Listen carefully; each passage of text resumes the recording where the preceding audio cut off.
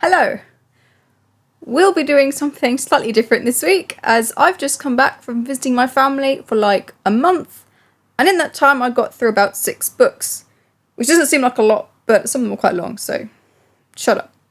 Instead of reviewing them all separately, because there are some I don't have much to say about, I thought I'd just do a rundown of the ones I got through and some of my thoughts on them.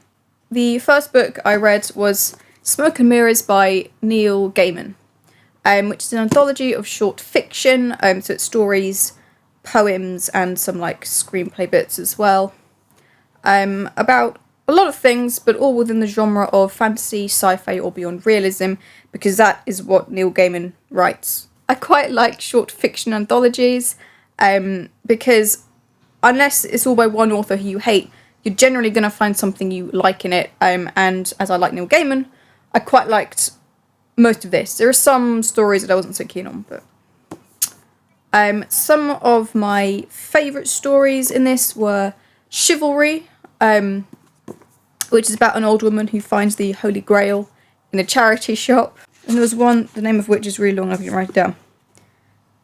15 Painted Cards from a Vampire Tarot, which is a section of flash fiction inspired by vampires and tarot cards.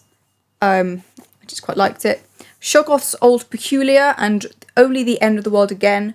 2 somewhat linked stories, both set in a town called Innsmouth, which was first written about by H.P. Lovecraft as a fictitious setting for part of his Cthulhu mythos. These 2 stories are actually set in 2 different Innsmouths. One in the UK and one in the USA, but both have that insidious Lovecraftian horror in the background. And finally, Trollbridge and Snowglass Apples, which were retellings of the fairy tales Billy Goat Gruff and Snow White, respectively, because I like fairy tales, so obviously I liked them. There were a few that I didn't enjoy so much, mainly the ones with loads of like sex scenes in them, because I don't like sex scenes.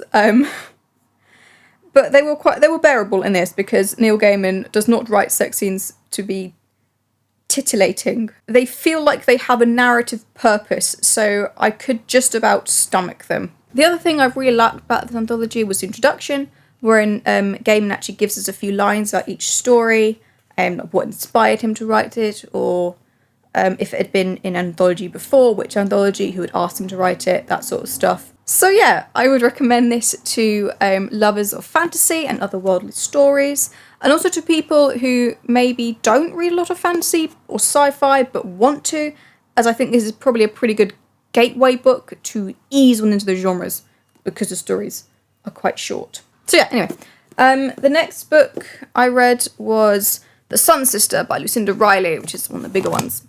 This is the 6th book in her series, The Seven Sisters, which follows 6 women who were adopted by eccentric billionaire Pa Salt when they were babies. The series begins with his death, and the sisters all gather together and are given clues about their true birth families. They go on adventures to discover their roots and how they came to be adopted. There's also an overarching mystery as to the circumstances around Pa Salt's death, and also the missing 7th sister, as it's called The Seven Sisters, and it's named after, well, the sisters are all named after the Pleiades constellation, which are the 7 sisters from the Greek myth, but the 7th one never turned up, so there's like, why didn't she turn up? This one is the 6th one, obviously, and it's about Electra, who is a model suffering addiction to alcohol and drugs. She is reluctant at first to find out about her past, but after being persuaded to start rehab, she learns about her roots in Kenya and the USA.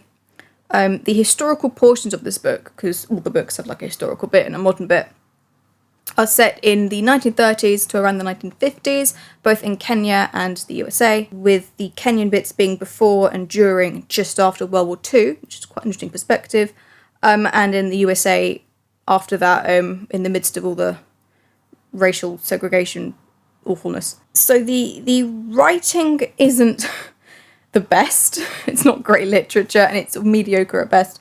And the dialogue is a bit juvenile in places. But these books are very Moorish and extremely easy to read, and I do genuinely enjoy them, so I don't want to focus too much on the negatives. As this book is part of a series, it's quite difficult to recommend just like one, because they all follow different characters, and they don't all take place at the same time. They overlap, so events in previous books will affect this one. So if you want to read this one, you need to read the other ones first. If you want something easy to read that'll keep you occupied for a long time, and if you like romantic books with a dash of history and tragedy, this series may be for you. Right, next is The Lord of the Rings by J.R.R. Tolkien, and this is the full Fellowship, Two Towers, and Return of the King. So it's the full thing. I don't think I need to give too much of an introduction to this. So I hadn't actually read this before. I'd read The Fellowship of the Ring, or at least most of it. I'd seen the films, and I'd read articles and discussions online about it, but I'd never actually read it until now.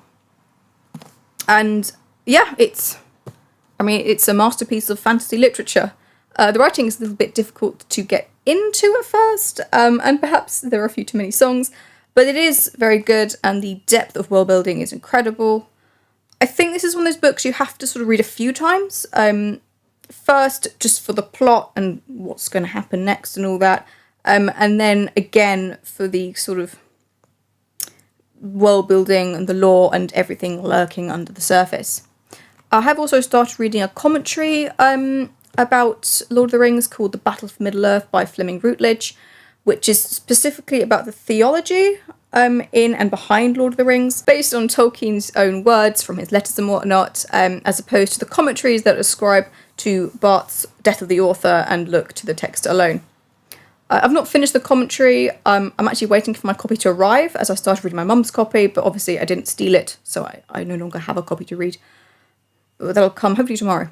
And I mean, if you haven't read Lord of the Rings, I would recommend reading it, especially to any budding young authors out there, because it is a masterclass of lore, history, culture, and language. I suppose it might be lost on people who aren't writing fantasy, but still, the depth is amazing, and yeah. Next, the title's on the front. It's Lucky Jim by Kingsley Amis, or Armis, I don't know how you pronounce it. Another 20th century book. This one's from the 1950s. It is a comedy that was suggested to me while I was at university, workshopping a short story I wrote, which was also a comedy. So Lucky Jim is about a university professor coming to the end of his first year of teaching. His review, I suppose, is coming up, and concerned he won't be asked to continue on after the summer, he tries to impress his head of department, Professor Welch, to disastrous results. Again, it's a little bit difficult to get into because I think it's not a style of writing I'm used to. But once I did get into it, I did quite enjoy it, and it was quite funny. Some of it was a bit lost on me, mostly because I've seen a lot of comedies, and some of the jokes, which I imagine were fairly fresh and new at the time, were a little old now. But it was interesting to see them in book form, because generally they were jokes that I'd only seen in like TV shows or in comics, so it was really odd seeing them written down in a book. The main character, Jim, felt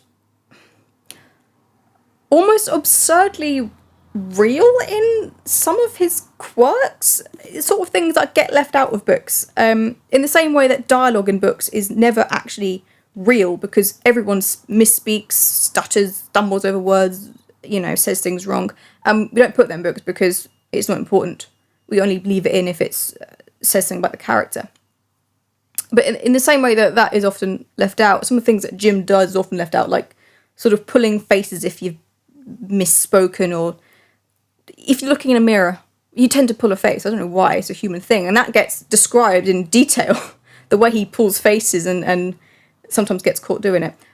Silly things like that. I was expecting a sort of highbrow wit, but the humour was actually a lot more lowbrow than that, which was a surprise, but I didn't mind.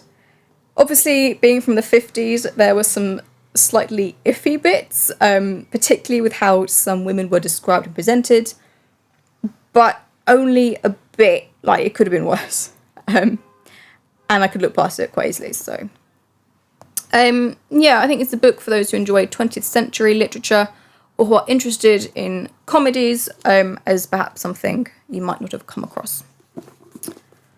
My next book was The South Downs Murder by John Bude, and as you can probably guess from the title, this is a murder mystery. It was written around 1936, and it is proper old school murder mystery, to the point where it almost felt like a parody at times. The main character, well, I put detective, but I can't remember if actually is a detective or not, but I call him Detective Meredith, has some of the most stereotypically 30s dialogue, like bally woman and damn their eyes, which I found very fun. It was quite delightful to read all that. The mystery was actually pretty good. I was able to work it out about half a page before the main character worked it out, but I still got there before him, so I was quite happy with myself. But basically, you can work it out, but it's not like overtly obvious. So that's a good balance, I think. It's actually quite interesting because I was watching a video today actually about detectives, and it's interesting in this that this is one of the few ones that you're actually privy to the detective's thoughts as he's trying to work it out. Usually, you see the clues, but you don't get to go right in their head because then you'll know it too early. But Meredith only kind of realises it at the end, like what the whole plot was. So you get to go down all of the sort of the wrong theories with him, knowing that they can't be the right because obviously there's more book left, so it can't be right, but you still get to see him genuinely believe it is right, and then it becomes disproven because, oh, this person's got an alibi, or, oh, this is the wrong, place, or, oh, no, the suspect's dead, or whatever. So I thought it was quite interesting because you don't get that often that I've seen in murder mysteries. It's also quite short. It's very easy to read, so it should only take you like a day to get through, or 2 if you're busy hiking up mountains and whatnot. I'd recommend this to lovers of Agatha Christie or other murder mysteries, or maybe for those who just want to get into murder mysteries but don't want anything too heavy to start with because it's quite light. And the final book I read is The Alchemist by Paulo Coelho. I should have looked how to pronounce his name, but I didn't. I'm sorry, I can't pronounce words today. Again, this is very short and an easy read and doable in an afternoon, if you've got the time. It's a sort of journey of philosophy and theology and spirituality, and follows an unnamed shepherd on his quest to find his fortune after dreaming about the pyramids of Giza.